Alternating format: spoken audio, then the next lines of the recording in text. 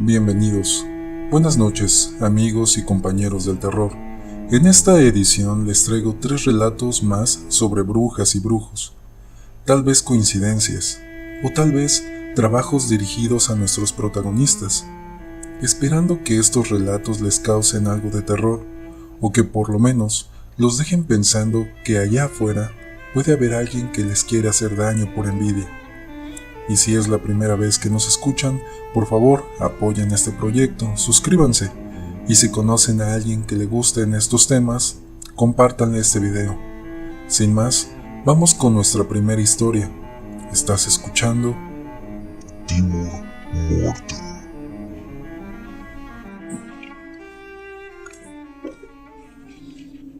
Les voy a contar algo que pasó a mi familia, que nos dejó realmente trastornados.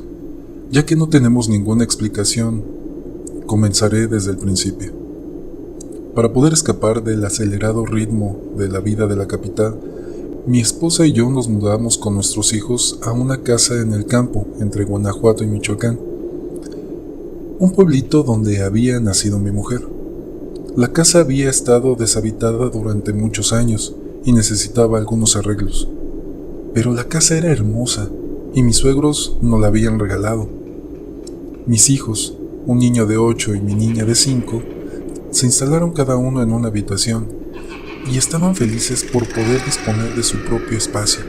Sin embargo, algo muy extraño sucedió en la primera noche. Mientras todos dormíamos, mi niña salió de su cama y se detuvo en una de las esquinas de la habitación. Comenzó a arañar la pared mientras susurraba rápidamente: «¡Ayúdame! ¡Ayúdame! ¡Ayúdame!». El ruido me despertó, me levanté y al verla me paralicé de miedo. Tardé unos segundos en reaccionar. Mi pequeña Lucía ya había sufrido de algunos episodios de sonambulismo con anterioridad, pero nunca de este modo tan escalofriante. Sus episodios por lo general eran ir al baño o a la cocina. Por seguridad hice que mis hijos durmieran con nosotros en el cuarto hasta que nos fuéramos acostumbrando a la casa. Desde ese momento, Lucía empezó a levantarse todas las noches después de que su hermano conciliara el sueño. Se dirigía al otro dormitorio y arañaba la misma pared y repetía: «¡Ayúdame!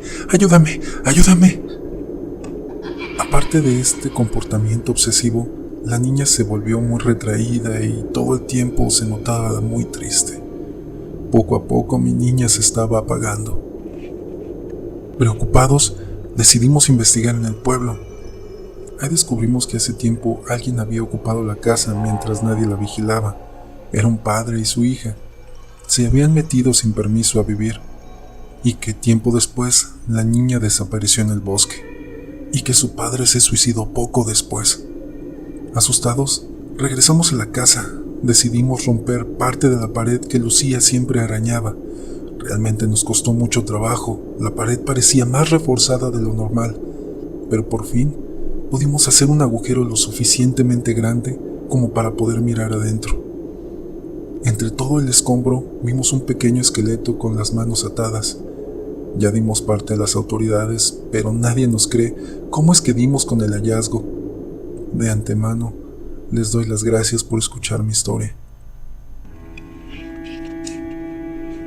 ¿Qué tal les están pareciendo estas historias? Si tienen algún relato, háganoslo saber en la caja de comentarios. Así vamos a hacer crecer este espacio del terror. También síganos en nuestras redes sociales, que se encuentran en la descripción. En YouTube y Spotify nos pueden encontrar como Cuervófono, y en Facebook e Instagram como Timur Mortem. Esperando que les guste este contenido que estamos haciendo para todos. Continuamos con nuestras historias. ¿Estás escuchando? Timur Mortem. Esto le pasó a mi primo. Realmente no éramos muy cercanos, pero él y yo somos los últimos de la familia que quedamos con vida. Él terminó mal. Lo tuve que meter a un psiquiátrico, pero todos los días nos contaba a mí y a mi esposa la misma historia. No vayas con la bruja, Faustino. A veces las cosas deben ser tal como son. Siempre le advirtió mi tío Melquiades a Faustino antes de que él muriera. Se refería a doña Lía, la anciana que vivía en el bosque, quien tenía la fama de levantar a los muertos de su tumba, pero era solo rumor. A varias personas del pueblo se les acusaba de haber vuelto de entre los muertos gracias a la bruja, pero todos lo negaban. Eran personas normales que vivían y trabajaban sus tierras, sin molestar a nadie. Faustino se quedó sin sus padres, y a un par de años después su mujer se embarazó. La vio entrar a un rústico hospital de pueblo, embarazada de 7 meses.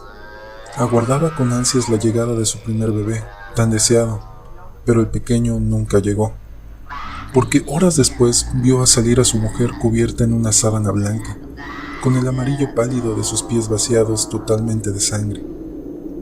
Su mujer y su esperado primogénito se habían ido. Ahora estaba totalmente solo en el mundo. Luego de eso, Faustino cayó en la ruina. Su cosecha fue mala, se marchitaban sus plantas a causa de un repentino aparecimiento de sal en sus terrenos. Además, el invierno seco no ayudó. Su prosperidad parecía haber huido luego de la muerte de su familia. Desesperado, Faustino, viéndose rodeado de tanta soledad, acudió varias veces a confesarse con la bruja que vivía muy cerca de él en el pueblo. «Quizás algún enemigo te lanzó un maleficio», le decía la bruja. «Te prometo que la buena suerte estará de vuelta si me dejas ayudarte». Faustino desconfiaba. Sus padres se lo habían advertido muy bien. Incluso su madre le dijo antes de morir: «A veces la muerte es lo mejor, hijo». Pero su madre ya no estaba para detenerlo, y la tristeza, así como la mala suerte que cargaba encima, no lo dejaron pensar con claridad. Miraba la cuna de madera que había construido con sus propias manos para su bebé, vacía. Los vestidos de su mujer colgaban de los clavos incrustados de la pared de la cabaña, que ya era muy lúgubre, la cual parecía invadida por una tristeza oscura detrás de cada rincón, o tal vez todo era producto de la melancolía de Faustino. Hasta que el pobre hombre no pudo contener su desesperación. Se adentró por la noche en la espesura de la arboleda, cabalgó en su caballo por varias horas hasta llegar a la peña del río. Justo al lado estaba la siniestra cabaña de la bruja. «Sabía que vendrías, Faustino», le dijo la bruja. «Ahora debemos esperar la noche. Cuando la media luna esté brillando en el cielo y sientas que extrañas más a tu familia, empezaremos». Así fue, la primera noche de media luna. La bruja trazó bajo un árbol una estrella pentagonal. En cada punta escribió las iniciales de la mujer de Faustino y el futuro nombre del bebé. A esto le añadió una gota de sangre de Faustino. La luna fue rodeada por nubes oscuras. Un rayo hizo que la lluvia se soltase. Gota a gota se fueron formando los cuerpos de 5 seres, entre ellos su mujer, quien había vuelto a la vida, y también su bebé. Sin embargo, alguien más vino con ellos. 3 seres más: la madre de Faustino, su padre y el propio Faustino. Toda la familia, incluido él, estaban presentes. En el centro del pentagrama se abrió un agujero lleno de tinieblas. Faustino fue tomado y arrastrado por sus familiares hacia aquel agujero y cayó en él, como un pozo sin fondo. Pudo observar a la vasta oscuridad del lugar, miró hacia arriba y ahí estaba su familia renacida observándolo por última vez. Te dije que la muerte era lo mejor, hijo, dijo su madre. Y el círculo se fue cerrando hasta dejar a Faustino atrapado. Mi primo perdió toda la razón por completo, por eso las autoridades hicieron que me encargara de él, y no encontré más remedio, como ya se los conté, de ingresarlo a un psiquiátrico. Pero siempre hay algo que me llamó la atención. Ya han pasado varios años, y Faustino, en sus pocos momentos de lucidez, siempre cuenta exactamente la misma historia. No ha cambiado nada, no le ha aumentado ni quitado nada. Siempre empieza a llorar con melancolía y de nuevo empieza a perder la razón. Gracias por escuchar mi historia. Llegamos al final.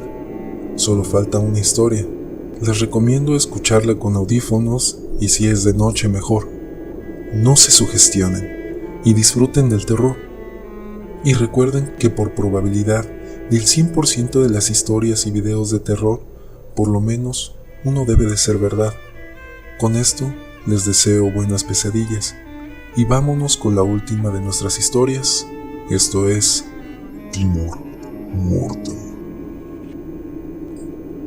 Aún recuerdo un suceso terrorífico que nos ocurrió a los pequeños de la familia. Mientras estábamos al cuidado de una tía, éramos 5 niños en total. De los niños, yo era el mayor. Nuestras edades estaban entre los 4 y 12 años, y mi tía, la única mayor que se había quedado con nosotros para cuidarnos. Para ese entonces vivíamos en el campo. Esa noche que nos ocurrió el suceso, recuerdo que mis padres y los demás mayores habían hecho un viaje a la capital por algunos asuntos muy importantes. Así que mi tía Rosita se quedó con los niños de la familia para cuidarnos mientras volvían nuestros padres. El camino era largo, por tal razón, si habían ido temprano y volverían casi llegado la noche. Recuerdo que al llegar la tarde, mi tía nos preparó un café, muy rico. Luego nos sirvió pan. Después de haber tomado nuestro café, salimos a jugar al patio de la casa. Entre juegos y juegos llegó la noche. Mi tía nos dijo que deberíamos sentarnos, que nuestros padres estaban por llegar. Mis primas, mis hermanos y yo nos sentamos en el banco de madera que había hecho mi abuelo. Ahí estuvimos sentados frente al patio de la casa. Al final del patio estaba el cercado que dividía nuestro terreno del prado donde se cuidaban las crías de ganado, solo que en esta ocasión ya se habían trasladado todos los animales a otro lugar. Mientras estábamos ahí sentados esperamos la llegada de nuestros padres. La luna comenzó a salir iluminando todo el lugar. Mi tía Rosita llegó a sentarse con nosotros para hacernos compañía. Los minutos continuaban transcurriendo. De pronto escuchamos un silbido a lo lejos y luego otro más cerca. Ambos silbidos eran súper finos. Nos levantamos de nuestros asientos creyendo que podrían ser nuestros padres, pero no era así, ya que notamos que en medio del prado había un pequeño animalito blanco, que poco a poco se iba haciendo grande y luego volvía a ser pequeño.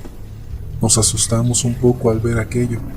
Mi tía Rosita nos dijo: «Vámonos, hay que esperar a sus padres en la cocina». Así que todos caminamos rumbo a la cocina. De muy valientes nos quedamos parados en la puerta de la cocina, mi tía y yo, cuando vimos que el animalito blanco comenzó a avanzar hacia donde estábamos nosotros. Mi tía Rosita cerró la puerta y le puso una silla para que nos ayudara a mantener la puerta cerrada. Estábamos muy asustados, ya que aquella cosa seguía avanzando hacia nosotros, porque cuando llegó al patio escuchamos que se agarró a pelear con los perros. Luego de unos minutos nuestros perros se dieron por vencidos. Escuchamos cómo lloraban desesperados. Ahora lo peor era para nosotros. Aquella cosa comenzó a golpear la puerta una y otra vez. Y cuando vio que no pudo abrir la puerta, comenzó a escarbar por debajo de la puerta, dejando ver sus horribles garras negras. El corazón se nos escapaba del pecho. Mi tía Rosita tiró sal por debajo de la puerta y nos puso a orar el Salmo 91, mientras seguía su batalla con aquello desconocido que nos acechaba. Tiró agua hirviendo con sal, mientras continuaba orando. Un alarido horrible se escuchó, y luego comenzó otra pelea, pero esta vez no peleaba con los perros. Para nuestra sorpresa, peleaba con aquel animalito blanco que había visto al principio, solo que ahora era grande, y que lo que nos había estado atacando era un ser completamente negro. Parecía un perro como de 1,5 metros, de ojos brillantes y de garras negras. Lo vimos porque el tanto golpe que le dio a la puerta se provocó que se rajara un poco, dejando una grieta donde podíamos ver lo que ocurría afuera. Alaridos y chillidos horribles se escuchaban por varios minutos, hasta que volvimos a escuchar que los perros se unieron al ataque contra aquel ser negro que nos había atacado. Cuando por fin se dio por vencido, un fuerte viento sopló. Era tan fuerte que movía el tejado de la cocina. Cuando todo esto pasó, mi tía Rosita y yo volvimos a echar una mirada por la grieta de la puerta. Fue cuando vimos a aquel ser blanco frente a la puerta. Sus ojos eran tan rojos y brillantes como la de 2 llamas de fuego. Parecía que con su mirada nos estaba diciendo que ya todo había terminado. Se dio la vuelta y corrió hacia el prado, perdiéndose entre la noche. Unos minutos después llegaron nuestros padres. Al ver el estado en el que nos encontrábamos temblando de miedo y los demás pequeños llorando, nos prepararon un baño de hierbas aromáticas para contrastar cualquier susto y nos dieron a beber un té. 3 días después se escuchó la noticia que en el pueblo había muerto un tal don Víctor, un hombre que muchos aseguraban que era un practicante de la magia negra, que solo solía salir por las noches transformado en animal, a robar niños en los ranchos cercanos del pueblo, para ofrecerlos en sacrificio a su dios. También decían que cuando murió tenía la piel llena de llagas, parecía que su piel había sido quemada con agua hirviendo. Tiempo después supe la verdad por parte de mi tía Rosita. Esa noche sí había sido ese tal don Víctor quien nos atacó, mientras que el otro ser blanco que nos defendió había sido mi bisabuela, que vivía en una parcela cerca de nuestra casa. Fue ella quien apareció en el prado haciéndose grande y pequeña para asustarnos y que nos fuéramos del patio, para que Víctor no nos encontrara ahí, ya que si así hubiese sido, no quiero ni imaginar lo que hubiera ocurrido esa noche. Mi bisabuela también era una bruja, pero ella practica la magia buena. Gracias por escuchar mi historia.